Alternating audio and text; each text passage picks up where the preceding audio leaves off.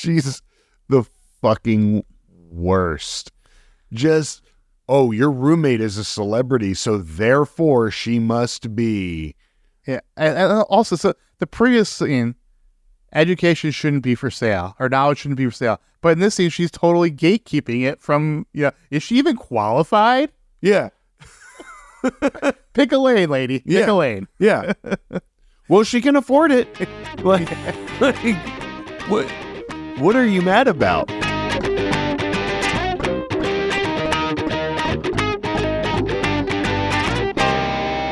Hey, Upper East Siders and all you scandal-loving listeners out there. You just tuned into the Non-Judging Breakfast Pod, where the coffee is strong, the waffles are fresh, and the gossip is hotter than ever.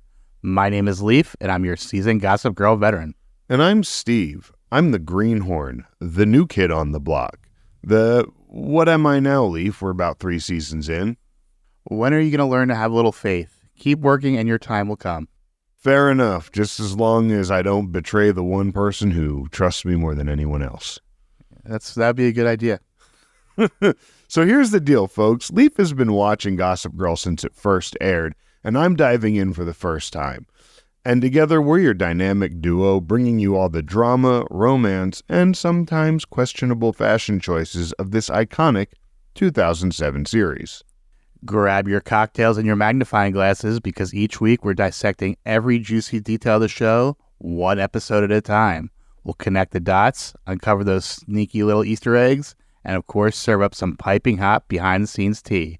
Oh, and expect some iconic fashion moments too, because what's a deep dive without a little drama? And since we are all about inclusivity here at the Non-Judging Breakfast Pod, you can go ahead and pull up a seat to this non-judging breakfast table and go ahead and grab your coffee, grab a mimosa, or maybe go ahead and find Chuck's dealer, and let's dive into this episode. All right, let's pop the champagne. It's the 50th episode of the Non-Judging Breakfast Pod. Woo! Milestone episode. I seriously, I believe that most drop off before 20, and we're like in a small bracket at this point. 50 episodes is a pretty big deal. We're almost halfway through the series. I believe there's like 113 episodes total. Okay. So we're getting close to the halfway point. That's interesting, mostly because 113 episodes, and I know we're not even halfway through season 3. So I would think we'd be halfway through the series at the end of season 3. But I guess season 6 is only 10 episodes. I was going to say, I guess a later episode, because season 1 is short too. So season 6, they're like, okay, let's wrap this up. Okay. Yeah, the only reason why I even got 6 seasons is because Gossip Girl is like the first show for the CW. Right. Yes, it was their flagship show when they launched. Right. And no movie, where 6 seasons in a movie is really the goal, right? We got 6 seasons and a reboot no one watched. Yeah, 2 reboots, right? No, just one. Is it just one? Yeah. Oh, it's Pretty seasons. Little Liars, I think, has more than one reboot. Okay, that's the one I'm thinking of. I guess, yeah, just one Gossip Girl reboot that nobody watches that got a second season. So, did you have any inkling going into this episode that you were going to see Gina Torres? I saw her name in the credits, and I was like, oh, wow, Zoe. That was her name, right? On Firefly? Yes. She was also great in Suits. I used to watch Suits when the first several seasons. Phenomenal. She is a spectacular actor. That, again, when we go back to those conversations we had about being able to lose an actor in a role, and I've never really seen her do the same thing twice. She always plays strong women, but she always has something different about them. Some of them can pilot a spaceship or captain a spaceship. So some are a higher being. Some are a higher being. That's right. When she was the goddess on Angel, she gave birth to herself. And yes, whoa, Joss Whedon's really messed up and has women issues. To be fair, he was not the showrunner that season. That's true. Because that was season 4, and it was season 5 that he came back. Everything else was over. Yeah, everything else was over, and basically the team of Buffy, Firefly, and Angel all converged on the best season of any of it, in my opinion. Mm-hmm. That last season of Angel I agree. Pure gold. But yes, I was glad to see her, and I kind of, after seeing this performance, really kind of put her in that Stephen Root. I'll always talk about how much I love Stephen Root because you never see him redo a character. And I find that Gina Torres, I find that Leighton Meester does that as well. So I really appreciate that. I didn't realize how tall she actually was until seeing her next to Vanessa. Yeah. She was towering over Vanessa. It's funny because she plays a lot of these roles with really big men around her also, you know, especially in Firefly where you have people like, I can't remember the guy who played Jane's name, Adam Baldwin. Not related to the Baldwins. But yeah, Adam Baldwin is a really tall guy. Nate Fillion's a pretty tall guy. I don't know about Alan Tiddick, but I'm kind of assuming he was always sitting down. Yeah, he was always sitting down because, of course, you know how to get your spikes clean. You put them through the wash. Too soon. We are here to talk about Gossip Girl season 3, episode 6. Enough About Eve. Original air date October 19th, 2009. Title was based on the movie All About Eve, a 1950 movie starring Betty Davis, Ann Baxter, George Sanders, directed by Joseph Mankiewicz. And seemingly a timid but secretly ruthless ingenue insinuates herself into the lives of an aging Broadway star and her circle of theater friends. I have not seen it. That actually sounds interesting, that description to me. I haven't seen it, but I've definitely heard about it. I've seen parts of it, and the opening dream is basically the opening scene of the movie. Mm-hmm. I can't wait to talk about that. This episode was written by Jake Coburn. First episode officially written by him, but he's been a story editor for every episode this season. Okay. And it was directed by John Stevens, who's all over the place now because he was the writer for 2 episodes ago for Dan DeFlorette. And he also wrote 3 episodes in season 2 and previously directed Say It or Anything. Oh, okay. And is this also the guy that did mostly cinematography work? Nah. Okay, that was somebody else. Yeah. That was last week. Yeah. Okay. Why don't you go ahead and read us that Vulture recap? All right. At first, Blair's mission on last night's Gossip Girl seemed simple. She was going to undermine Vanessa, who had been asked to perform a toast at a school-sponsored dinner for a group of parents. But Vanessa, who saw the stuffy dinner being her one chance to get her jerk hippie family to love her, reacted with uncharacteristic vehemence to defend her position, sparking a cold war of lies, deception, and realpolitik, one that ultimately bore a human cost. In the end, Vanessa left Dan and Olivia feeling betrayed, her mother feeling insulted, and Rufus and Lily feeling awkward. Blair alienated not just everyone at the party, but her best ally, Chuck. Meanwhile, uptown, Nate was using similar means to conduct an elaborate scheme to discredit the rival Buckley family. Using Serena as a pawn, the plan works, but she's upset and therefore makes the wrong face at Carter, a variation of that O-shaped mouth thing she always does, which causes him to run away to an oil rig in Texas so that she'll stop pitying him, or something. Watching him get into the town car that would take him to years of hard labor, we, the viewers, were moved to make a similar face, and it looks like this. And there's a capital O with an umlaut. I know it's not an umlaut for an O. That it's not an omelet. That's breakfast. So I don't know what it's called over an O, but there's 2 dots over this capital O. I think I liked it with Nate, which is boring. Yes. Yeah. Oh, most of my notes are Nate doesn't scheme. So let's get into the episode. Act 1 begins. No Gossip Girl blast, but we have a dream sequence. Blair is dreaming, and this is as I mentioned, it's an homage to the title reference of the movie, All About Eve. In the dream sequence, Vanessa receives an award that Blair clearly wanted. Yes, I didn't know the movie, right? I didn't understand. I didn't realize it was a Bette Davis movie and not a Hepburn movie. But on the second watch, they tell you. Well, they tell you right afterwards. Yeah. I'm saying that when I first watched. So on the second watch, when I knew that, the way that Blair is like, this isn't right. This isn't who I should be. Mm-hmm. Where in her dream, she's recognizing she's the wrong person. I really thought that was well done. And Blair awakens from her nightmare, but Chuck is there to reassure that she will soon be the queen of NYU. Yeah. I love the Chuck love for Blair here.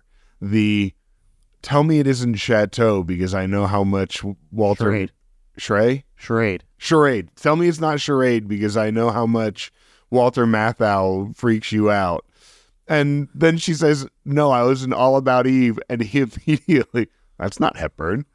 So the whole, he knows her that so inside and out, literally, I guess, but just knows her so well that when she wakes up startled, she's having a bad movie dream. Nate invites Serena to Cousin Tripp's campaign headquarters to let her know that the Buckleys are putting Carter into forced labor. However, Nate has a plan? I bet he came up with it himself. Yeah. Not from the grandfather at all. Yeah. Tripp is running for Congress. I think that's a kind of a neat element for Nate. I like that there's something for Nate to do with his cousin running for office, but Nate doesn't scheme. Yeah, he should be out there just shaking hands and making friends. Yes, he's not the behind the scene. He's not the fixer. Yeah, no. He's meant to be one of these politicians one day. He's not meant to be the fixer. At the loft, it looks like Rufus is deciding what to take to Lily's now that they are married. We learn that Vanessa is making an impression at NYU. Rufus suggests that she invite her parents to the freshman dinner.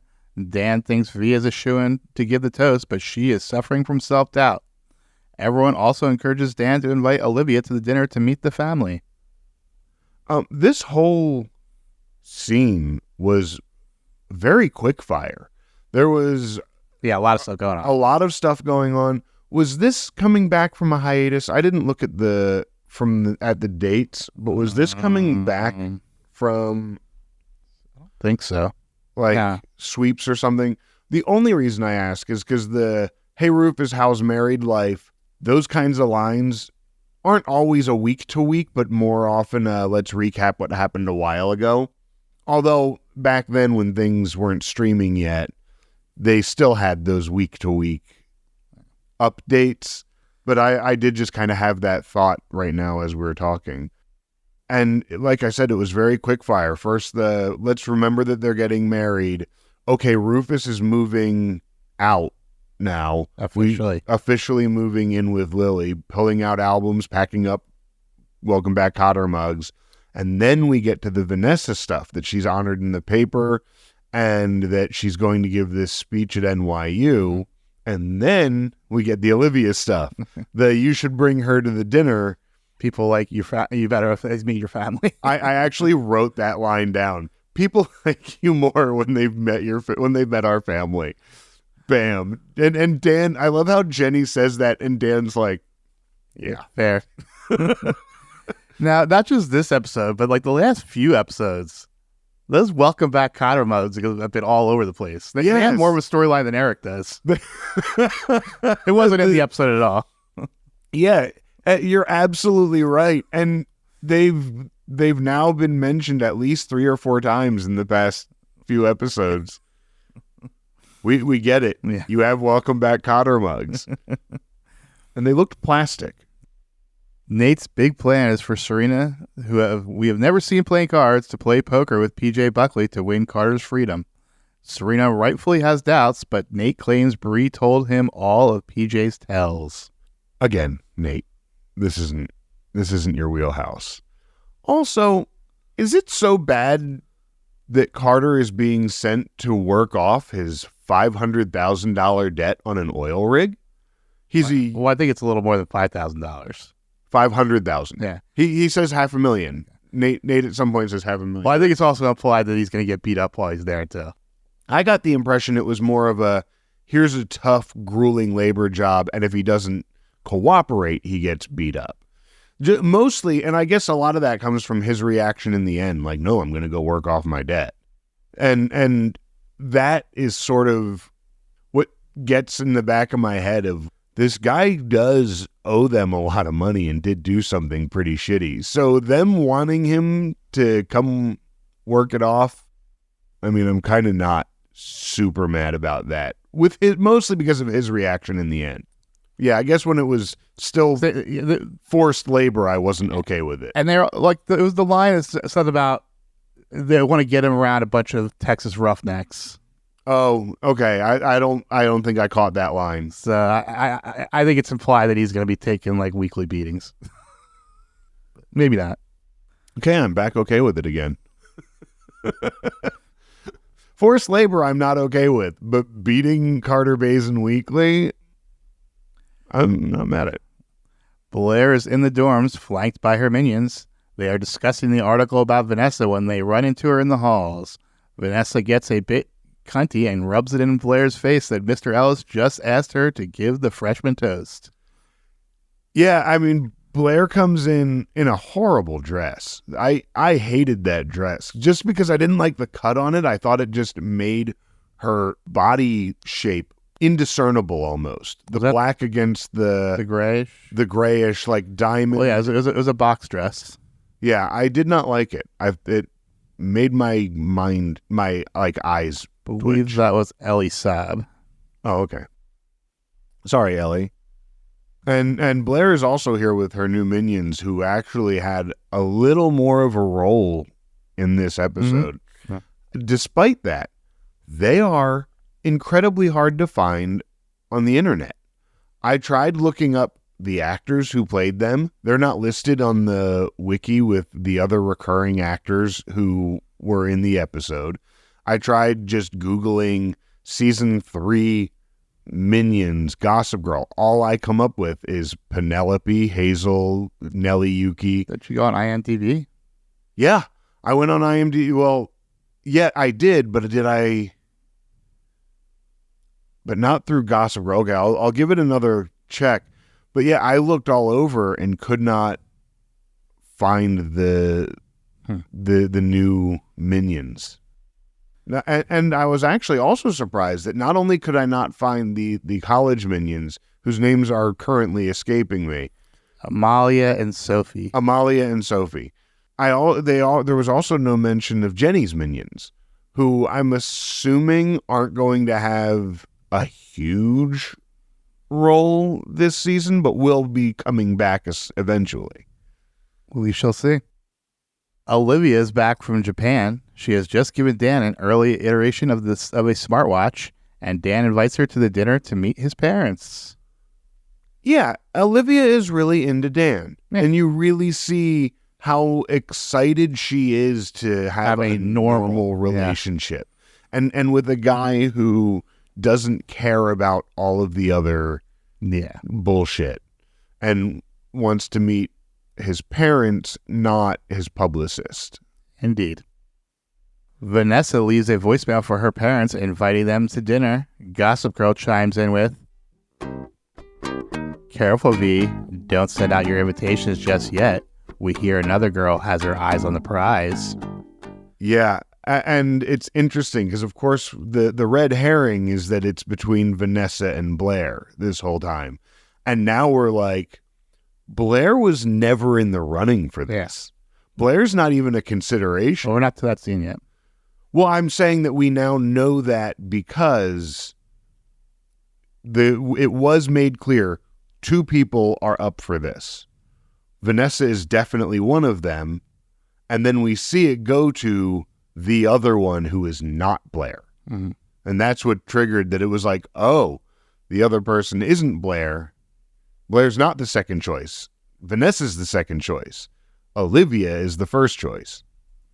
So you saw Gita Torres' name in the credits. Did you recognize her voice on the voicemail? Yes. Yeah, instantly. And Blair is in a room with the minions, rattling off names of historical leaders. It looks like Blair is having them research quotes because she is confident she will be the one giving the speech. Gossip Girl continues. Though things are rarely as simple as they appear. Yeah. And then Olivia calls Mr. Ellis, and we find out that she was the other girl for the toast. And of course, they want the Hollywood starlet to give the speech over Vanessa. Gossip Girl takes us to the act break with, and something tells me we're in for a show. Oh, that's why. Okay, I thought that was that other scene. Might be. Sorry, I spoiled ahead of it. But yeah, this is where we learn Blair is not in the running. The second choice, yes. My bad. And we go into Act 2. Blair is meeting with Mr. Ellis and pleading her case to be the one to make the toast. However, Blair learns that she is at best a distant third choice. And I thought you were talking about this scene before. Anyway, he doesn't like you, Blair. This guy is in no way, shape, or form charmed by anything you're bringing to the table. And why would he be? Why would he be? As Blair exits the office, Vanessa is just getting off the phone with her mom, who it looks like is coming to town. Blair manipulates Vanessa into thinking she has to take Olivia down. Vanessa, you're so fucking dumb. You know Blair is always up to something. You know you never trust her, and yet you just let her play you in real time, knowing you were being played, and you just went along with it. Instead of just doing the normal Vanessa moral thing and going, hey, I heard you got that speech. I was supposed to give it. I'm kind of bummed about it. Have the grown-up conversation that Vanessa always tries to do, but no, instead you're going to fucking fall for Blair's bullshit. Yeah, not a good episode for Vanessa. No, not a good episode for Vanessa. And an episode where Vanessa could have really shined. Yeah. And this moment right here. She would have just been honest. Yes. Right, this moment right here, she decides to have a bad episode by deciding to let Blair into her head. Nate and Serena get off a freight elevator to find a bar and poker table set up in what looks like an under-construction warehouse. Looks like Serena is playing PJ heads up for $25K. When first of all, he drops the $25K and Serena's like, that's a lot of money. Is it, Serena? Now, I would think that's a shit ton of money. But to you guys, Serena, you spend more than that in a summer gallivanting around Europe. Do you realize how much you spend on a daily basis? You have drivers in your employ who probably make just barely over that in a year because you just throw that money out as it is. Mm-hmm. Vanessa is almost as bad at lying as a Humphrey, but luckily for her, Dan is as gullible as a small child. She successfully convinces him to disinvite Olivia from meeting the parents in favor of a more low-key romantic dinner for two. Yeah, Vanessa sucks. Dan, don't thank her. She sucks. And she's clearly up to something. Oh, Dan does read it. Dan does read her, and then she lies again. So don't thank her, Dan. She sucks. Things are not looking up for Serena at the poker game. It's time to up the stakes. If Serena wins, Carter's debt is forgiven. However, if she loses, the Buckleys get a picture of Tripp holding a bong. When Nate re-ups and buys back in, he drops half the amount of cash that he dropped when he first bought in. I also think it's interesting that the $25,000 around this time, poker was huge.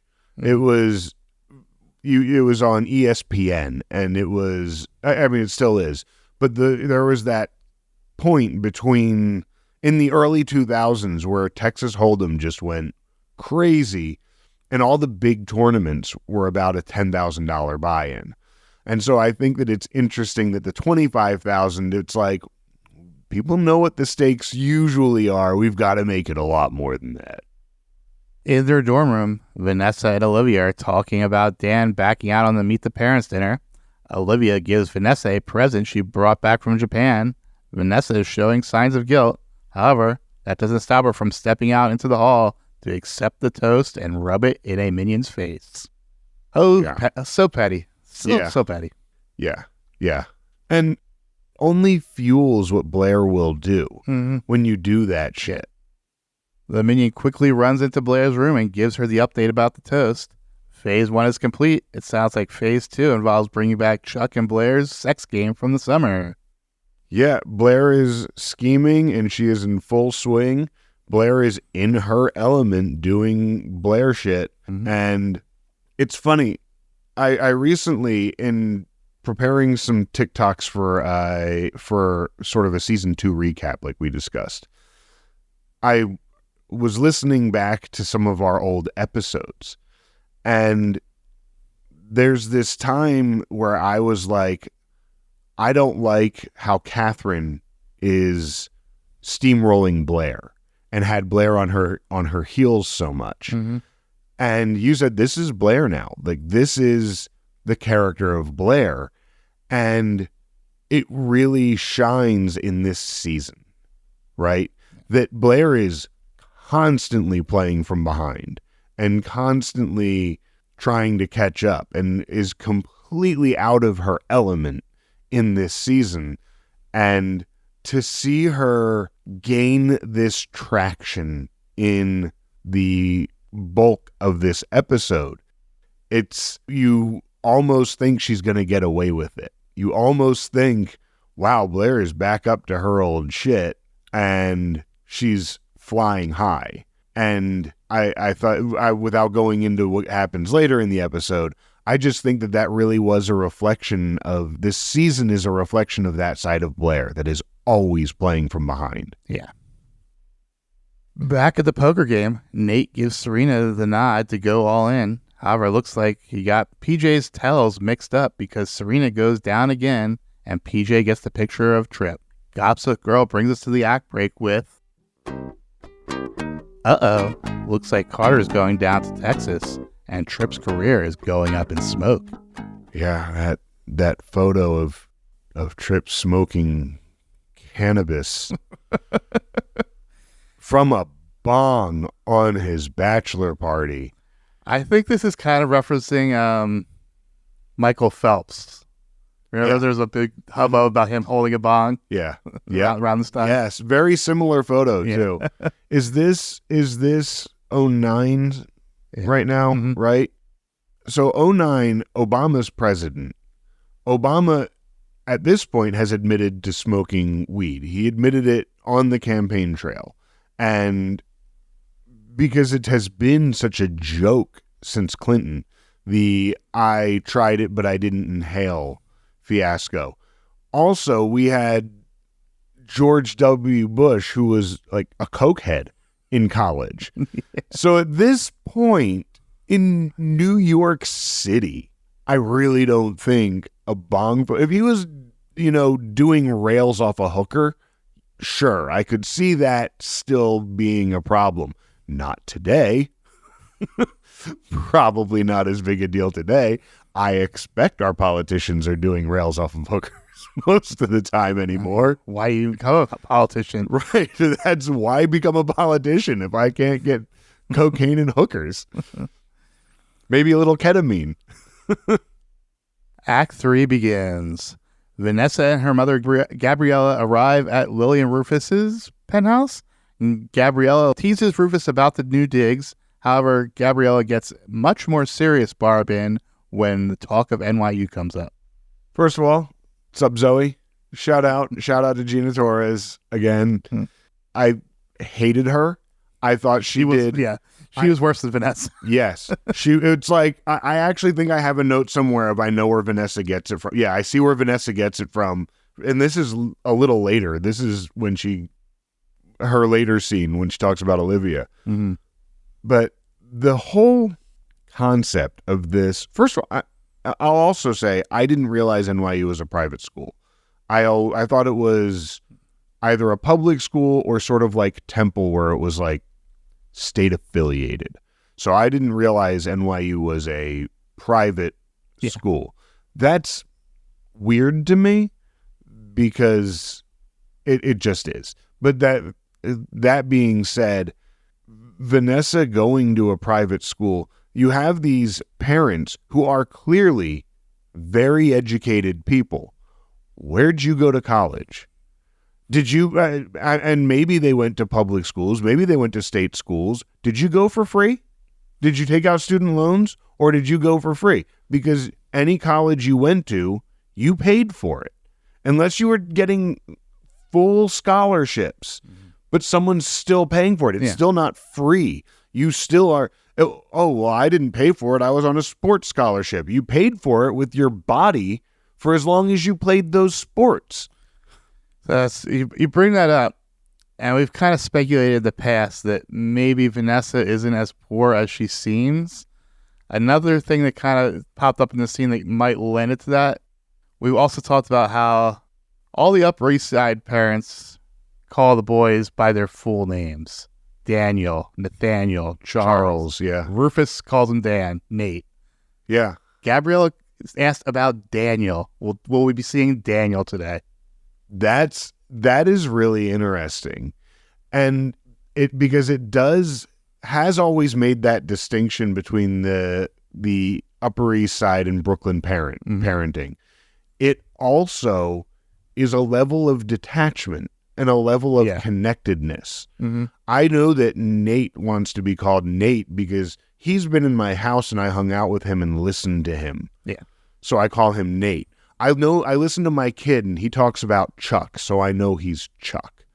And so it demonstrates not only the division in stature almost, but also the division in being close with your kids, which obviously the woman who doesn't have any contact with her daughter for 2.5 years is not very close with her kid. She also mentions that she just got back from traveling. So again, like, these are wealthy people, wealthy, educated people. I will go on record as also saying, I believe higher education should be free.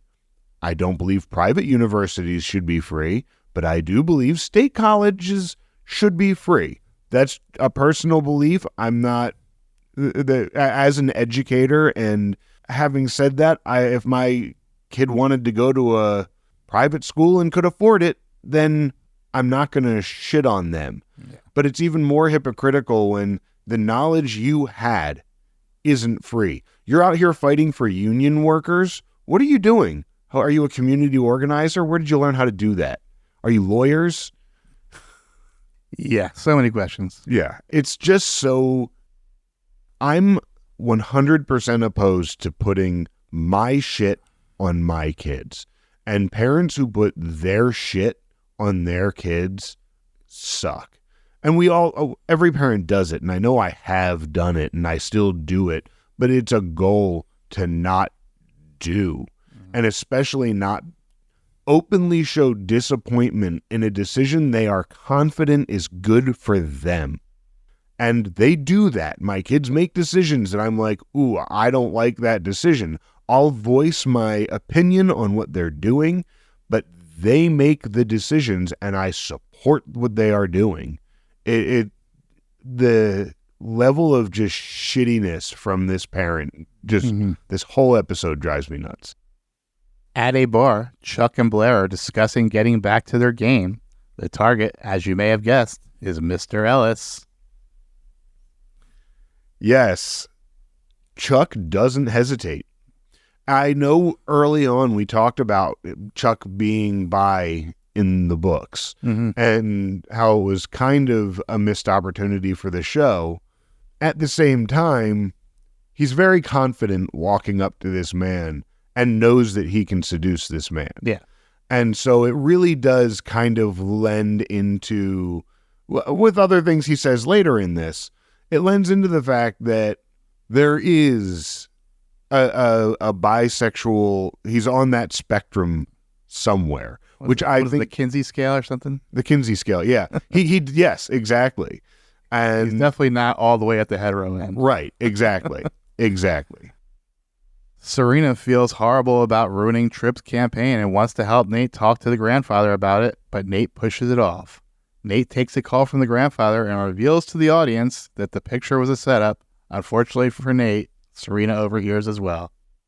Presumably they both know about the plan. And you're on the phone. Why do you take out the picture and talk about it over the phone? Right. Yes. Well, and it's just say the plan's working. Although, tell me that's not the most Nate thing to do. Hey, Granddad, the plan to disparage the Buckleys, it's in full effect. The fake picture that we sent them, yeah, they believed it, and I have the real picture right here in my pocket. See, Nate, shut the fuck up. Get rid of that. Shut the fuck up. At the penthouse, Rufus, Lily, Gabriella, and Vanessa are enjoying pastries with Gabriella's rhubarb jam. Gabriella, who hasn't even met Olivia, begins shitting on her for being a shallow celebrity. She's the fucking worst. Just, your roommate is a celebrity, so therefore she must be. Yeah, and also, so the previous scene, education shouldn't be for sale, or knowledge shouldn't be for sale. But in this scene, she's totally gatekeeping it from, is she even qualified? Yeah. Pick a lane, lady. Pick a lane. Yeah. Well, she can afford it. Like what are you mad about? Yeah. Asshole. Olivia calls Vanessa, who once again lies and tells Olivia that Dan didn't want Olivia to meet his parents because they would hate her. This is where I wrote, I can see where Vanessa gets it from. Her mom is shitty at everything except her timing on walking in on Vanessa. Back at the bar, Chuck is flirting with Mr. Ellis. Blair waits in the wings and watches as Chuck repeatedly tries to keep Mr. Ellis at bay. Blair only swoops in after Chuck fails to stop Mr. Ellis from kissing him. As Blair chases after Mr. Ellis, we learn that this was, of course, a setup so Blair could get the toast. For the Tribeca scavenger hunt. Yeah, number 27. Number 27 on the Tribeca scavenger hunt. I also think that it's interesting that the game itself, there was never a kiss. Yeah. Blair always interrupted. Mm-hmm. And when she sat there waiting until the kiss to barge in, it was like, what the fuck are you doing? Why did you wait? And then as soon as they get out there and she smacks him and then he turns around and we see that it's all a scheme, it's like, damn, you roped Chuck into this. Ooh. Vanessa ignores Blair's call, and Gabrielle sort of apologizes to Vanessa and promises to keep an open mind about tonight. I say sort of because she never actually says I'm sorry. Yeah. But it had a feel of an apology scene. Yeah. Parents on this are terrible at apologies. Dan burns the chicken, and Olivia convinces him to go to the dinner party after all. Gossip Girl tells us, as for Lonely Boy, I suspect tonight is going to be strictly a family affair. To remember. Yeah. I don't really have much on this. I maybe still would have eaten some of that chicken. Like, cut away the skin, I think underneath. There were parts of it that were probably still pretty good. 2 seasons ago, Dan would have been like, here you go. Act 4 begins. At the party, Blair finds Vanessa and rubs Mr. Ellis's flip-flopping in her face. Vanessa begs Blair not to steal the speech. Uh-oh, Vanessa. I also this is, I think, when I had the realization, Blair's parents aren't even there. Yeah. They're not even showing up to this thing.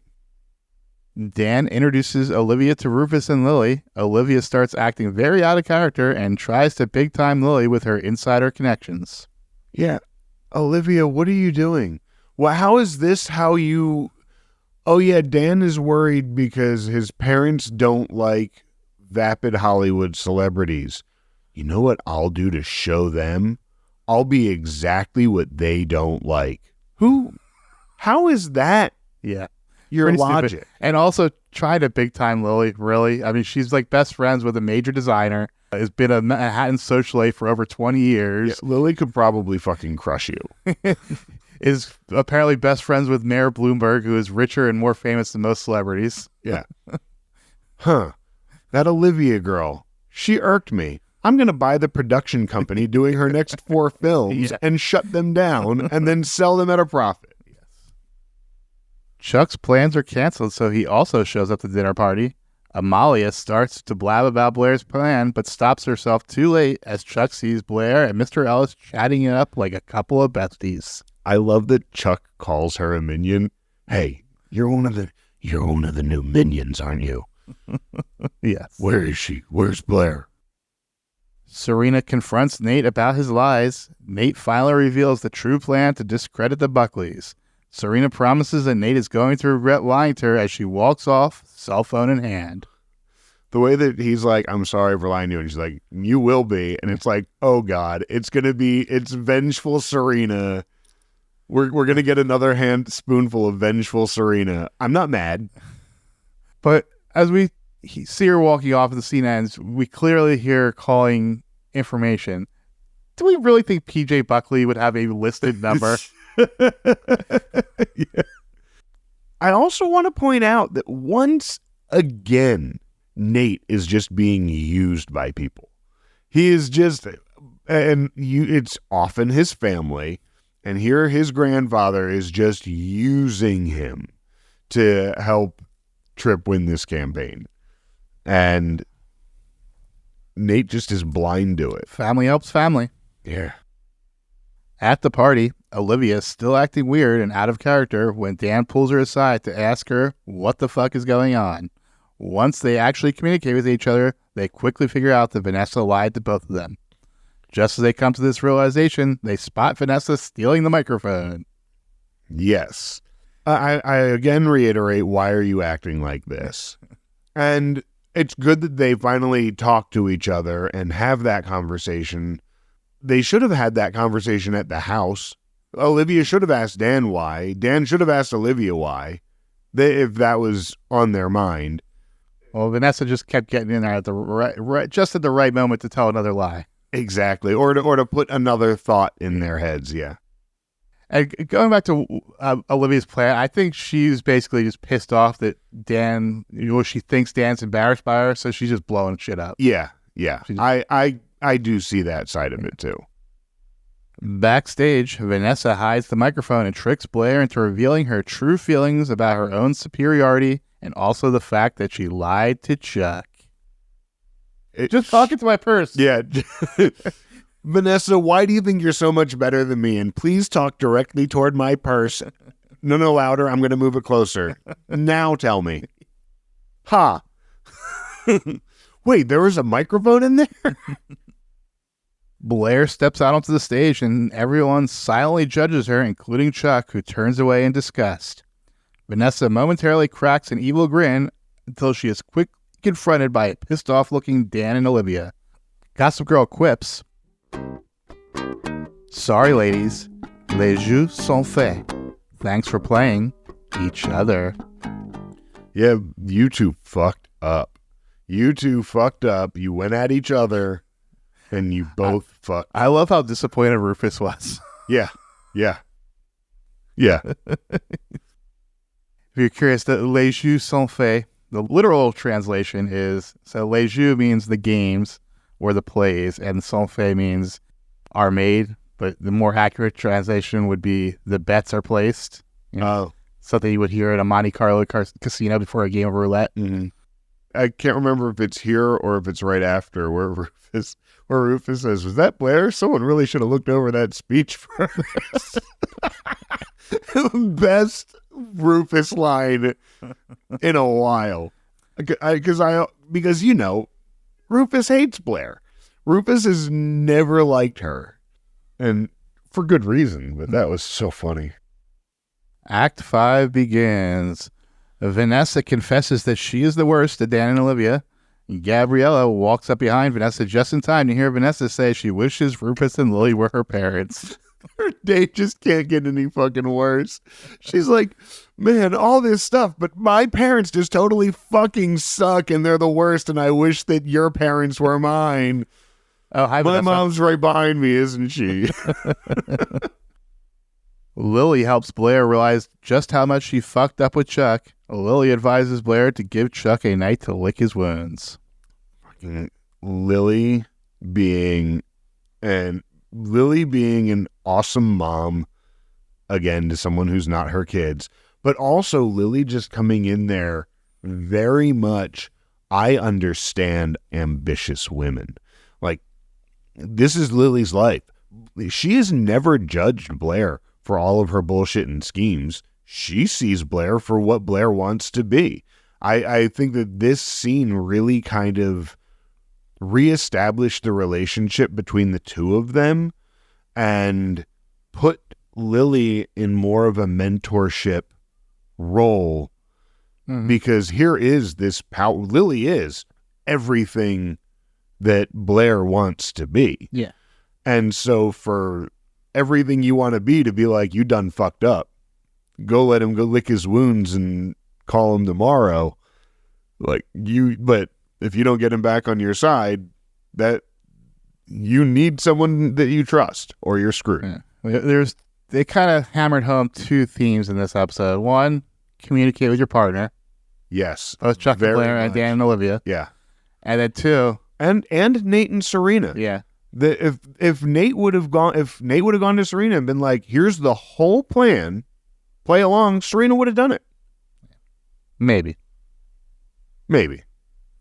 If it would have gotten, I don't think she would. I think she would have, if there was still a means of getting Carter out. Yeah.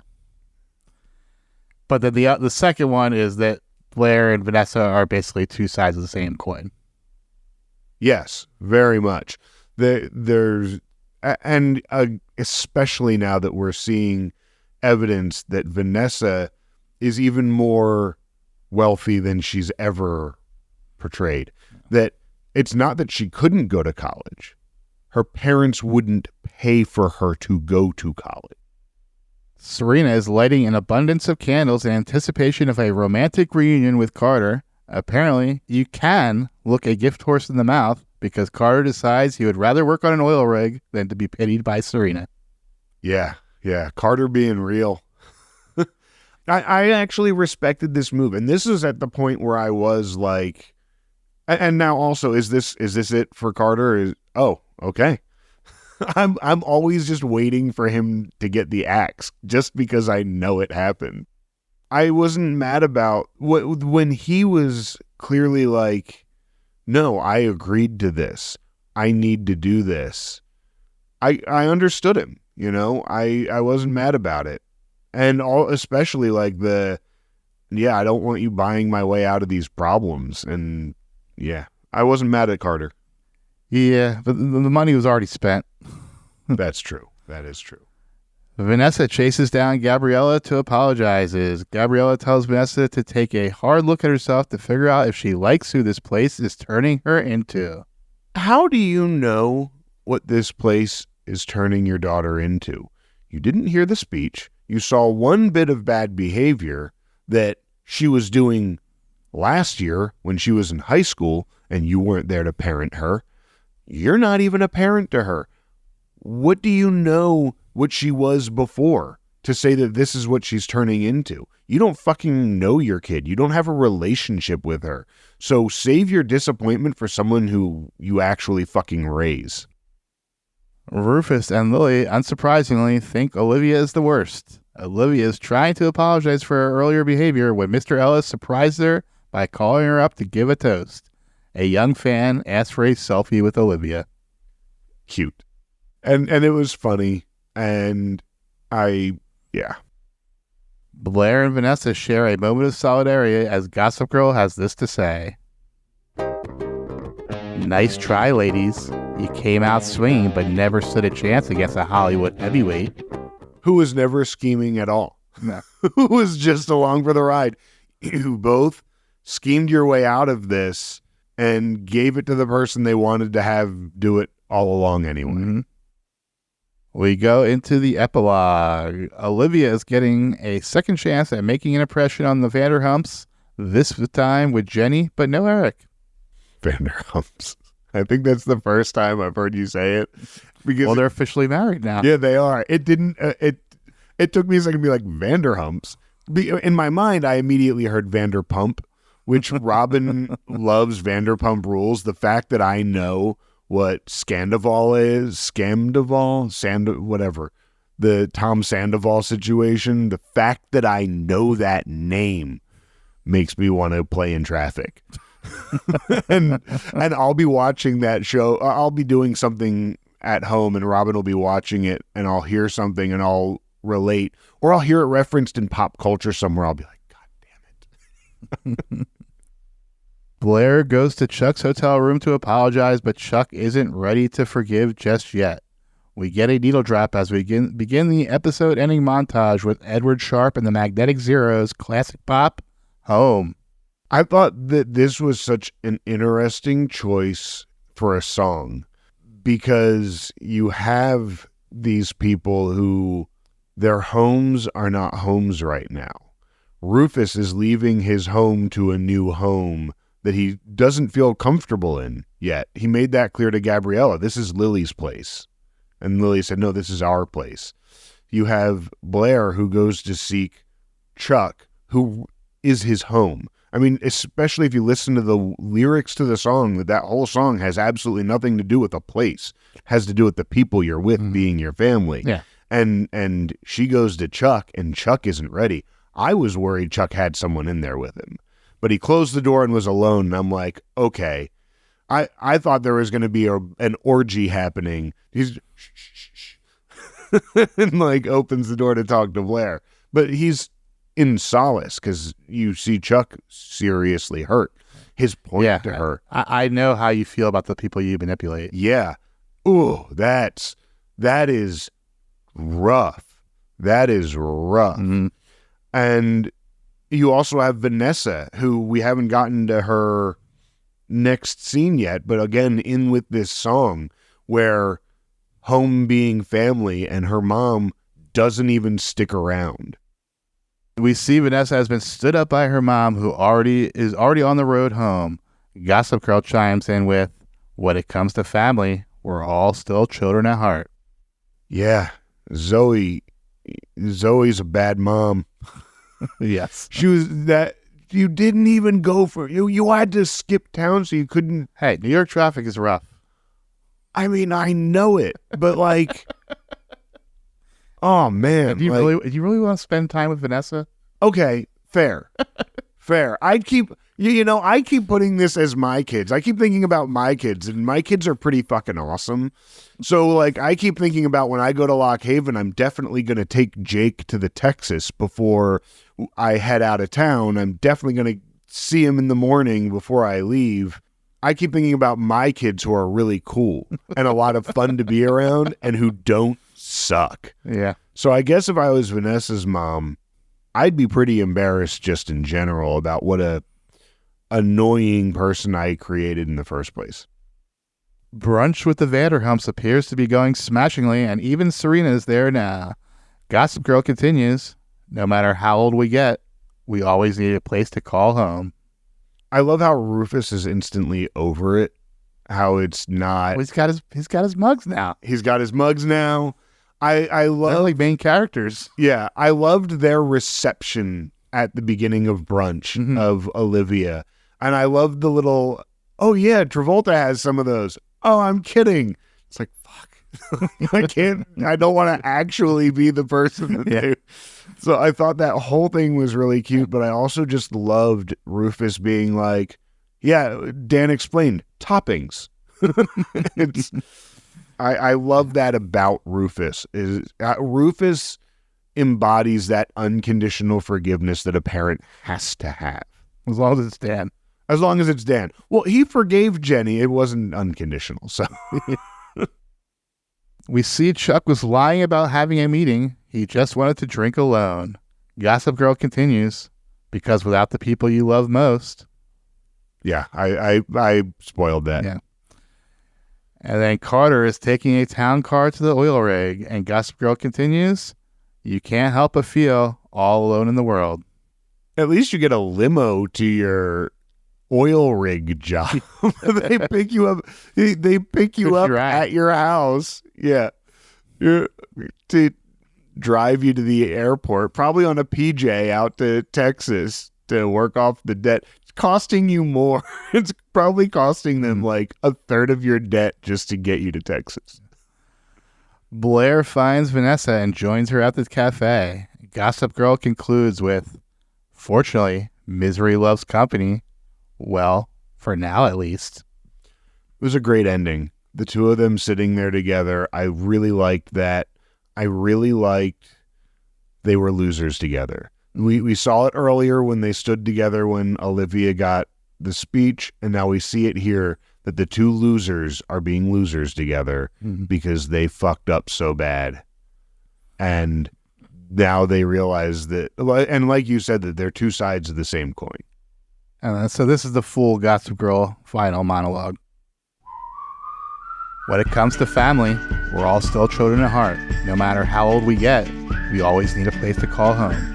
Because without the people you love most, you can't help but feel all alone in the world. Fortunately, misery loves company. Well, for now at least. XOXO Gossip Girl. Yeah. Good way to end that. Good ending monologue. I love the choice of song. I guess that would have... the good choice of song, that song would have just been getting popular around then.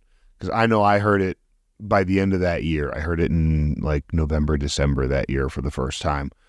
And again, it just really hit that juxtaposition of the people having a home and not having a home, and the family being the home, where you really have Blair and Vanessa. Vanessa's mom clearly sucks, but also Blair's parents are MIA.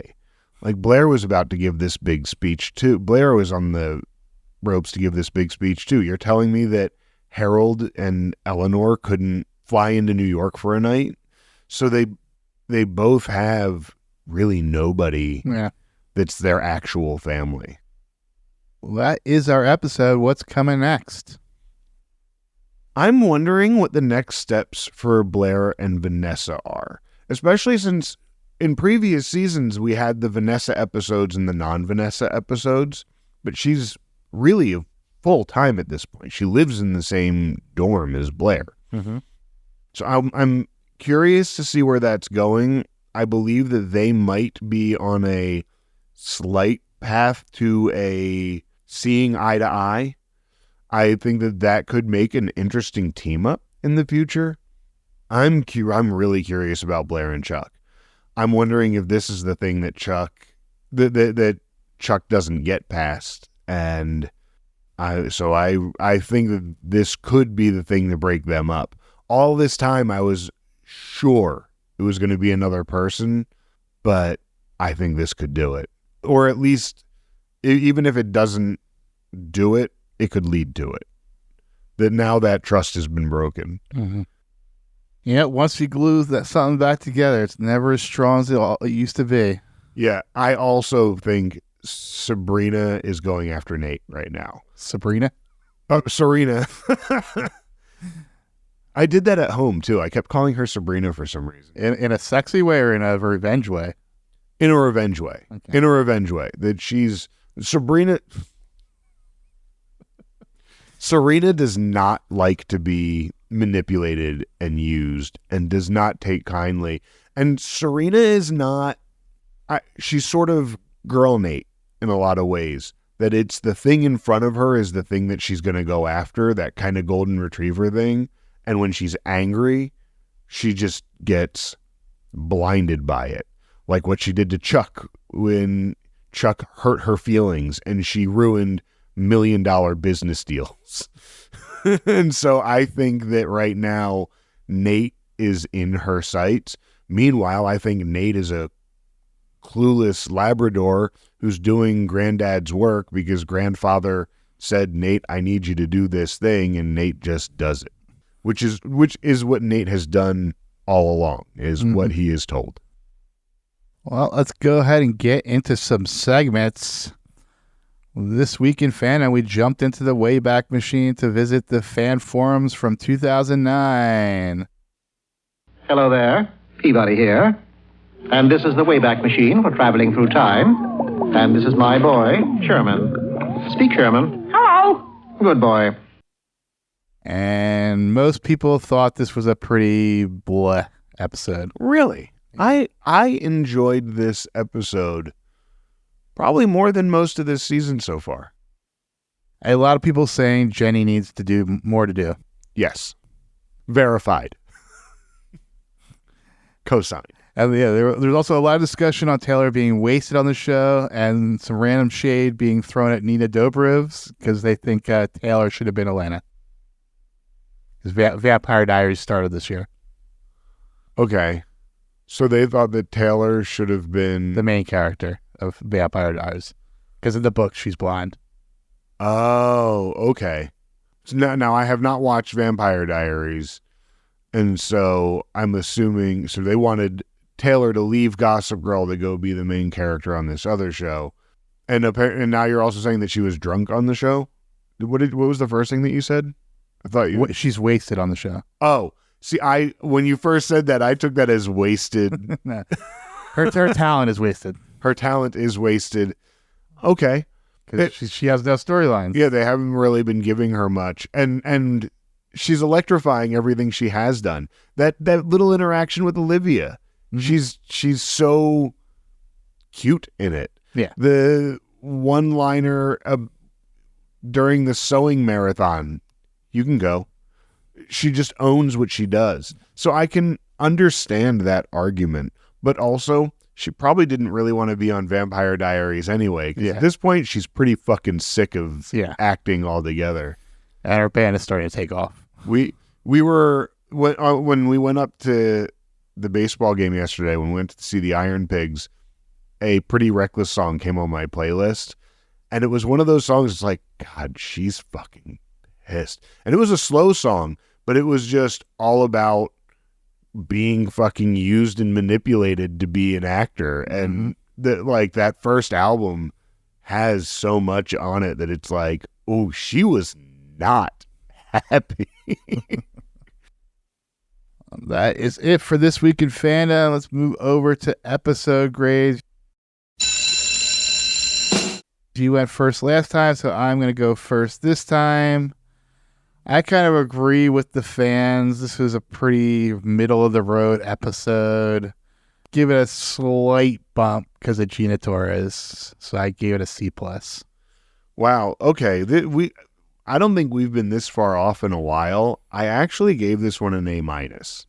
I liked the multiple schemes happening. I kind of liked, I thought Nate was less boring when he's not in a relationship and doing this stupid shit. I thought that there was a lot of, as I've clearly pointed out, there were a lot of holes in the ways things were presented. But as far as being entertained by what's going on in Gossip Girl, this really kept me in it the whole time. And so, fair enough. Yeah. Moving over to Stockwatch. Going up, I had Dan and Olivia because they worked it out in the end, and Olivia's a star and gets the speech. Mr. Ellis because he gets to win the scavenger hunt. And Lily, because she was much better this episode. She was really open, and I would have given Rufus an up, but I kept that neutral because he had his little doubts there at the beginning, and he tried to sabotage himself. But Lily's like, nah, you can have your bugs. It's all good. We are 100% in agreement. I didn't give Rufus anything for the exact same reason. I gave Dan and Olivia the bump for working it out. I gave Lily the bump for especially her interaction with Blair. If nothing else, that alone just skyrocketed. And Josh Ellis for coming out on top, getting the kiss and the speaker he wanted in the first place. Going down, Blair. Chuck, because he got manipulated by the woman he loves. Vanessa, she's horrible. Gabriella, even worse. Carter, because he's going to an oil rig. Serena, because she got manipulated and didn't get Carter. And Nate, because he tried to do a scheme but ended up screwing it up at the end. Okay, I had one more than you, but I had all of them: Blair, Chuck, Vanessa's mom, Carter, Serena, Nate. I also had, is it Aubrey or Amalia? Amalia. I had Amalia because she literally got demoted by Blair. Yes. Which by rights, it should promote the other one, but you're still a minion of Blair, so you're staying neutral. And those are my downs. Same as you, plus Amalia. But here's the best outfits from the last episode we've seen. On to best outfit. There were a lot of good outfits. Yeah. You didn't like the Ellie dress. I did like that. My horny brain kind of wanted to give it to Olivia for that bandage dress because damn, one was, it's like yellowish. Party. I was thinking of the top that she was wearing. No, the bandage. That. Yeah, the bandage dress. That was really nice. Yeah, but I wasn't a fan of the color, so I didn't ultimately give it to that, even though she was showing everything off. So age appropriately at this point. So for me, I went with Blair's green zipper dress from Grace Sign with the gold necklace and the green jewels at the very end. Yeah, she went to go apologize to Chuck with. That is the same one I had. And for me, it was when it really caught my eye was in full lighting when she walked into the coffee house, the cafe at the end, where when the shot from the bust up with where you really see that necklace, and it just kind of shines against the dress and that gold zipper and just the way that they paired up, just eye-catching and also one of those Blair everyday stunning outfits. That it wasn't her party dress, it wasn't her show-off stuff, it's just her normal everyday outfits. I thought she looked great. That is it for segments. Anything you want to plug this week? I don't have too much outside of go ahead and check out my Instagram or TikTok or Threads. That seems to be popping off a lot for me lately. At steve.marchon, Marchion. You can also find me on Blue Sky at The Weed Wizard. And aside from that, I don't really have much in the works. And most of the stuff I've been watching, everybody is watching anyway. Yeah, watch White Lotus, watch Good Cop, Bad Cop. Yep. And if you want to follow me on social media, you can find me on Instagram and Blue Sky at Hot Capicola. That's HOTCAPICOLA. And if you want to follow the podcast, you can find us on Instagram, TikTok, and Threads at Non-Judging Breakfast Pod. You can also find links to our subreddit, our Patreon, and Discord servers at nonjudgingbreakfastpod.com. And if you'd like to get in touch with us, we'd love to hear what you have to say. Go ahead and send us an email at nonjudgingbreakfastpod@gmail.com. And we'd love to hear what you have to say and read it back on the air. We'd also really appreciate it if you can give us a like, a follow, subscribe, and leave a comment on Spotify and Apple Podcasts because it really helps with our visibility.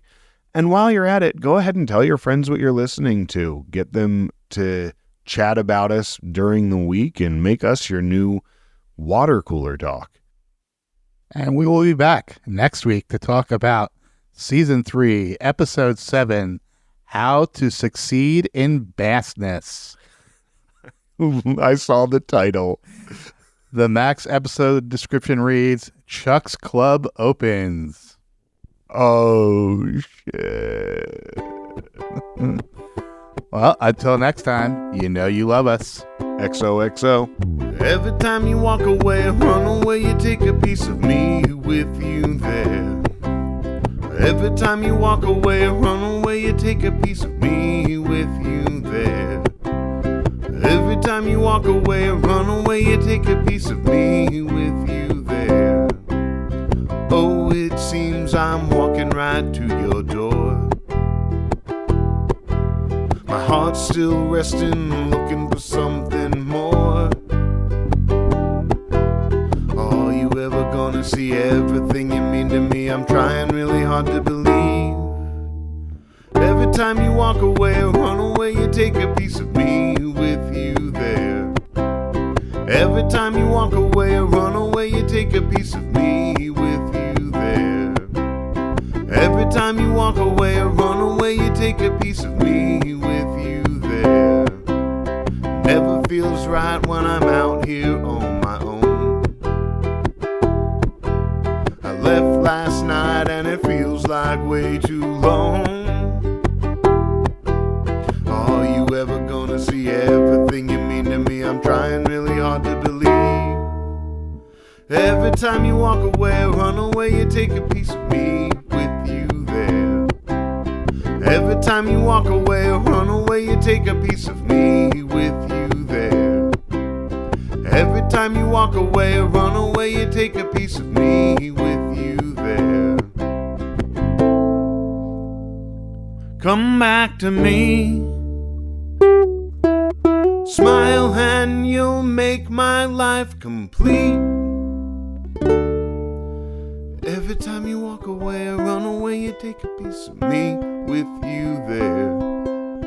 Every time you walk away, run away, you take a piece of me with you there. Every time you walk away, run away, you take a piece of me with you there.